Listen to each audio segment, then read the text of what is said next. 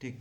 देखिए स्टूडेंट्स, हमारे पास क्वेश्चन है, यदि स्मॉल ए मीटर भुजा का एक वर्ग है जिसके प्रत्येक कोने पर प्लस क्यू आवेश रखा है, तो इस वर्ग के किसी एक कोने पर परिणामी बल का मान ज्ञात करना है। परिणामी बल ज्ञात कीजिए। अब स्टूडेंट्स, अगर आपने सदिश वाली वीडियो नहीं देखी है पिछली वाली, तो आप पहले उस वीडियो को जाकर देखें, क्योंकि आपको सदिश तभी समझ में आएगा जब आप पिछली वीडियो देखेंगे। तो चलिए स्टूडेंट, सबसे पहले हम ए मीटर भुजा का एक वर्ग बनाते हैं। तो यहाँ पर हम सबसे पहले क्या करते हैं, एक वर्ग बना लेते हैं स्मॉल ए भुजा का।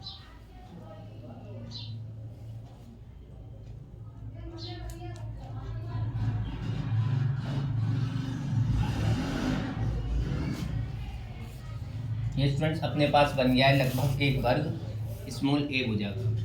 तो हमने इसको नाम दिया ए, बी, सी और डी। ठीक है स्टूडेंट्स, और इन्होंने कहा कि जिसके प्रत्येक कोने पर प्लस क्यू आवेश है, अर्थात यहाँ पर भी प्लस क्यू आवेश है, यहाँ पर भी प्लस क्यू आवेश है, और यहाँ पर भी प्लस क्यू आवेश है, और इस भुजा पर भी स्टूडेंट्स प्लस क्यू आवेश है। उसकी प्रत्येक भुजा पर प्लस क्यू आवेश है। तो हमसे कहा है स्टूडेंट्स कि किसी एक कोने पर परिणामी बल ज्ञात कीजिए। किसी एक कोने पर, तो मान लीजिए हम इस डी वाले कोने पर परिणामी बल निकालेंगे। अब इस डी वाले कोने पर जब आप परिणामी बल निकालेंगे, तो ये जो बी वाला, बी पर जो आवेश रखा हुआ है प्लस क्यू, ये भी इस पर बल लगाएगा, और ये जो आपका हम कह सकते हैं स्टूडेंट्स ए पर जो प्लस क्यू आवेश रखा है वो भी इस पर बल लगाएगा, और जो आपका सी पर प्लस क्यू आवेश रखा है वो भी बल लगाएगा। क्योंकि परिणामी बल ज्ञात करना है, तो तीनों की वजह से इस पर हमें बल फाइंड आउट करना है। तो सबसे पहले स्टूडेंट्स हम इसकी वजह से बल निकाल लेते हैं। देखिए, अगर हम यहाँ कूलाम बल लगाएंगे, तो ये आवेश अगर इस पे बल लगाएगा स्टूडेंट्स, तो वो इस पर बल लगाएगा इस दिशा में। और स्टूडेंट्स, हमें भुजा जो दे रखी है, वर्ग में जो भुजा ए होती है, अर्थात वर्ग की सारी भुजाएं अपनी होती हैं बराबर। तो यहाँ पर स्टूडेंट्स हमारे पास इस तरीके से ये वैल्यू निकले, ये वैल्यू हमने रख ली स्मॉल ए मीटर भुजा की। अब आप देखिए, अगर ये आवेश इस आवेश पर बल लगाएगा स्टूडेंट, तो वो नीचे की दिशा में इस पर बल लगाए, क्योंकि यहाँ पर प्रतिकर्षण बल लगेगा। तो इस बल को हम नाम देते हैं स्टूडेंट्स F1। तो जब स्टूडेंट्स हमने इस बल को F1 नाम दिया, तो आपको ध्यान से देखना है कि जो F1 बल होगा ना स्टूडेंट्स हमारा, वो F1 बल किसके बराबर होगा, यहाँ पर हम लगाएंगे कूलाम बल। तो कूलाम बल क्या होता है स्टूडेंट्स, कूलाम बल होता है अपना K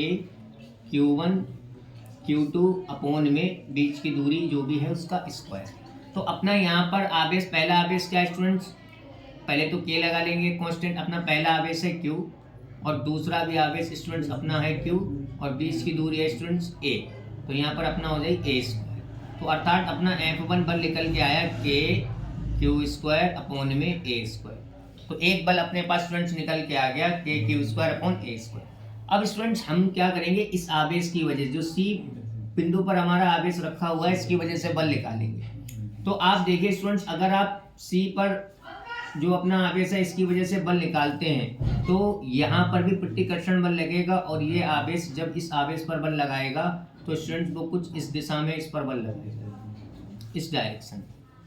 और जब आप इस बल का मान कैलकुलेट करेंगे, मान लीजिए ये F2 बल है अपना, और ये जो बल आएगा अपना, इस बल का मान होगा K, और पहला आवेश है अपना Q, दूसरा भी अपना आवेश है Q, और बीच की दूरी है A, तो इसका स्क्वायर, अर्थात हम बोल सकते हैं K Q square upon A square. Hello, अब स्टूडेंट्स जब आप इन दोनों का परिणामी बल निकालेंगे, क्योंकि अब आपको इन दोनों का परिणामी बल चाहिए, तो हमेशा याद रखें आप, इसकी वजह से भी अभी हम बल निकालेंगे स्टूडेंट। सबसे पहले हम ये देख ले रहे हैं कि जब आप इसका परिणामी निकालेंगे, तो इसका परिणामी बल जो है ना स्टूडेंट्स, वो इन दोनों के बीच से होके जाता है। कभी भी किसी भी सदिश का परिणामी बल निकालते हैं, तो वो उसके बीच से होके जाता है स्टूडेंट्स। यानी ये होगा इन दोनों का परिणामी, जिसको हम मान ले रहे हैं F3 स्टूडेंट्स। मान ले हम कह रहे हैं कि F3 होगा। और अब स्टूडेंट सवाल खड़ा ये होता है कि आखिर ये F3 जो बल है ये निकलेगा कैसे स्टूडेंट। तो हम इस बल को थोड़ा सा यहाँ पर इस साइड पे लगा ले रहे हैं कि ये अपना 3 होगा परिणामी बल, और इसको स्टूडेंट्स हमें निकालना है कुछ इस तरीके से। देखिए, सबसे पहले आप देख लीजिए, 4 केस आपको पढ़ाए थे हमने स्टूडेंट। इनके बीच में एंगल कितना है, तो आपका आंसर होगा सर इनके बीच में एंगल है 90 डिग्री। और 90 डिग्री के लिए हमने स्टूडेंट्स आपको फॉर्मूला पढ़ाया कि रूट में ए स्क्वायर प्लस बी स्क्वायर। लेकिन स्टूडेंट्स आप एक चीज़ देखिए, इनका परिमाण सेम है, जितना F1 है एज इट इज अपना उतना ही F2 है। तो आप सीधा सीधा रूट से बचिए, आप रूट में मत जाइए, आप रूट के अलावा फॉर्मूला लगाइए। आप लगा दीजिए 2a cos थीटा बाई 2। आपके पास थीटा तो है ही स्टूडेंट्स, तो यहाँ पर 2a क्योंकि वहाँ पर a और b इस्तेमाल कर रहे थे, तो यहाँ पर आप F1 F2 इस्तेमाल कर रहे हैं, तो चाहे तो F1 को ले लीजिए चाहे F2 को ले लीजिए। क्यों? क्योंकि इन दोनों का परिमाण जो है ना स्टूडेंट्स वो सेम है, तो फर्क पड़ेगा नहीं कौन सा लेना। दोनों में से कोई एक बल उठा लीजिए और फॉर्मूला बनाइए cos थीटा बाई 2। आपका थीटा स्टूडेंट्स है 90 डिग्री, क्योंकि यहाँ पर जो अपना एंगल बन रहा है ना F1 और F2 के बीच में जो स्टूडेंट्स अपना एंगल बन रहा है वो है 90 डिग्री। तो चलिए वैल्यू रखते हैं और F3 को फाइंड आउट करते हैं। तो 2 इंटू F1 है अपने पास k क्यू स्क्वायर अपॉन में a स्क्वायर और cos थीटा की वैल्यू है 90 डिवाइडेड बाई 2। तो 2 से आप 90 को डिवाइड करेंगे तो आएगा 45 और ये अपनी वैल्यू निकल के आएगी 2k क्यू स्क्वायर अपॉन में a स्क्वायर और cos 45 का मान होता है 1/√2। अब स्टूडेंट्स हमने क्या करना है, इस दो को रूट में कन्वर्ट कर देना।